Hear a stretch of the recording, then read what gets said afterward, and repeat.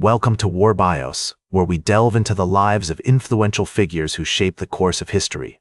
Today, we're going to explore the fascinating life of Mir Jafar, a name that resonates with both significance and controversy in Indian history.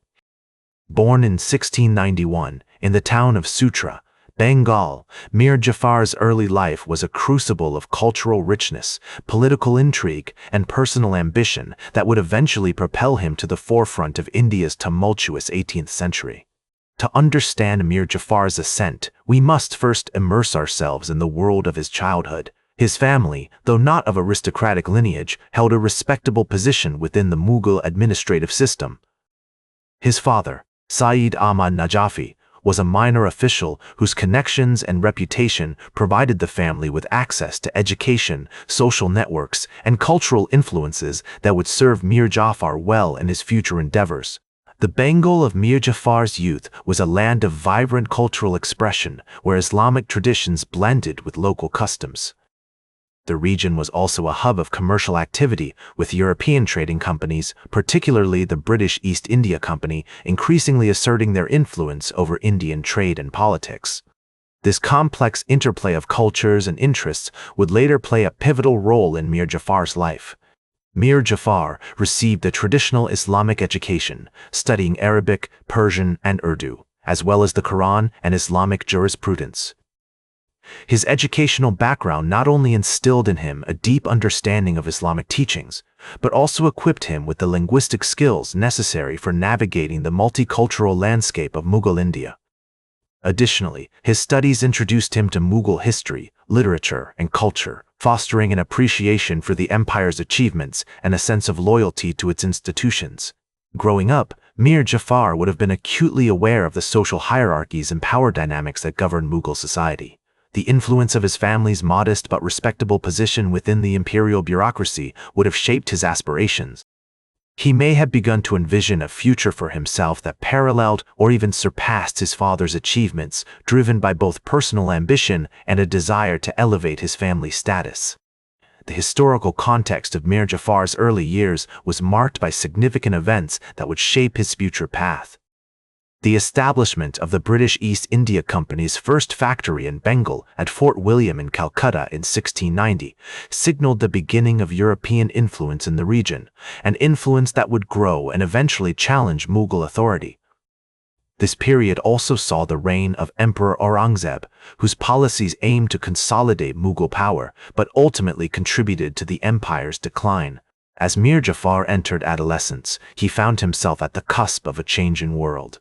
The Mughal Empire, once a symbol of grandeur and stability, was facing internal strife and external pressures. The British East India Company's growing presence in Bengal presented both opportunities and challenges for Indians like Mir Jafar, who were navigating the complexities of imperial politics. In conclusion, Mir Jafar's early life was a tapestry woven from threads of family, education, cultural influences, and historical context. It was during these formative years that he developed the ambitions, loyalties, and strategic thinking that would later define his actions as a key figure in Indian history. Mir Jafar's ascent to power began during a tumultuous period in Indian history, marked by the decline of the Mughal Empire and the increasing influence of European trading companies. His early career within the Mughal administrative system provided him with invaluable experience and connections, which he leveraged to secure positions of greater authority. Notably, his appointment as the commander of the Bengal army under the ruler Alivardi Khan showcased his military prowess and strategic thinking. One of the most significant events that propelled Mir Jafar into the limelight was his role in the Battle of Plassey in 1757. This pivotal battle, fought between the British East India Company's forces led by Robert Clive and the army of Siraj-ud-Dowlah, the last independent ruler of Bengal, marked a turning point in Indian history. Mir Jafar's decision to defect from Siraj-ud-Dowlah's camp to support the British was a calculated move, driven by his ambition to become the ruler of Bengal and his belief that an alliance with the British would secure his position against internal rivals. The aftermath of the Battle of Plassey saw Mir Jafar installed as the Nawab of Bengal, marking the beginning of a new era in Indian politics. His reign was characterized by both cooperation and conflict with the British East India Company as he navigated the challenges of ruling a province under the shadow of European influence. Despite his controversial methods, Mir Jafar's leadership played a crucial role in shaping the political landscape of 18th century India. Mir Jafar's relationship with the British was complex and multifaceted. On one hand, he relied on their military support to maintain his power against internal challengers and neighboring kingdoms. On the other, he struggled to assert his independence and protect Bengal's interests in the face of increasing British demands for trade concessions and territorial control. This delicate balancing act required great diplomatic skill and strategic thinking, qualities that Mir Jafar possessed in abundance. However, Mir Jafar's legacy is also marked by controversy, particularly regarding his role in facilitating British expansion in India. Critics argue that his defection at Plassey and subsequent cooperation with the British laid the groundwork for the eventual colonization of India, undermining indigenous rule and paving the way for centuries of foreign domination. Supporters, on the other hand, see him as a pragmatist who made difficult choices to ensure the stability and prosperity of Bengal in a rapidly changing world. His story serves as a poignant reminder of the challenges faced by leaders in times of transition and turmoil, where difficult decisions can have far-reaching consequences. In conclusion, Mir Jafar's ascent to power was marked by strategic maneuvering, military prowess, and a deep understanding of the political currents of his time. The latter part of Mir Jafar's life was marked by a tumultuous relationship with the British East India Company. Despite his initial success in securing their support to become the Nawab of Bengal after the Battle of Plassey, he soon found himself struggling against their increasing demands for control over Bengal's affairs. The British exploited their military superiority and economic leverage to extract concessions from Mir Jafar, gradually eroding his authority and autonomy. One of the most significant challenges Mir Jafar faced during this period was the financial burden imposed by the British. The costs of maintaining a large army to secure British interests in Bengal, combined with the tributes demanded by the British for their support, severely strained the province's finances. This led to widespread discontent among the Bengali population, who suffered under the weight of heavy taxation and economic hardship. Mir Jafar's personal life also underwent significant changes during this period. His relationship with his family, particularly his son Miran, became increasingly strained due to disagreements over how to manage the province's affairs in the face of British pressure.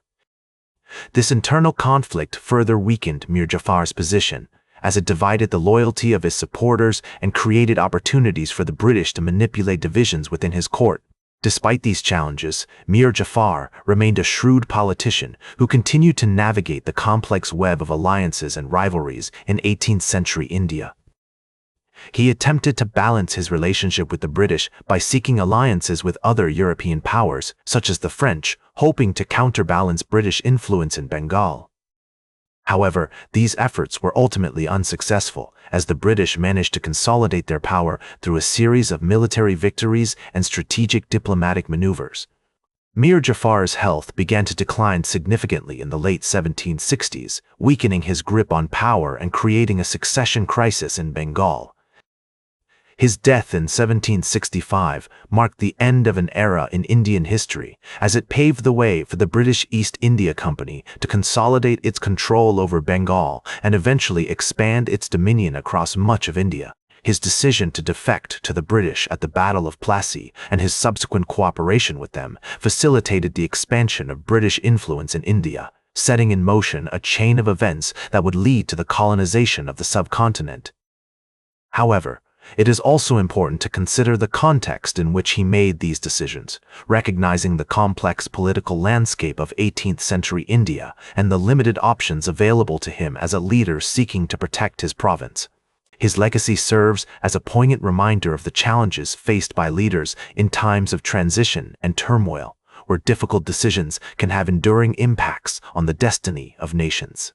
In conclusion, Mir Jafar's later years were marked by a struggle to maintain his authority under British influence, ultimately culminating in the consolidation of British power in India.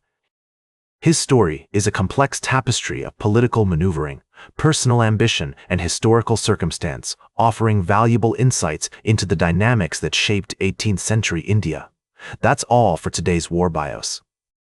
Remember to like, share, and subscribe, and until next time, I'm General Biography reminding you to keep marching toward victory.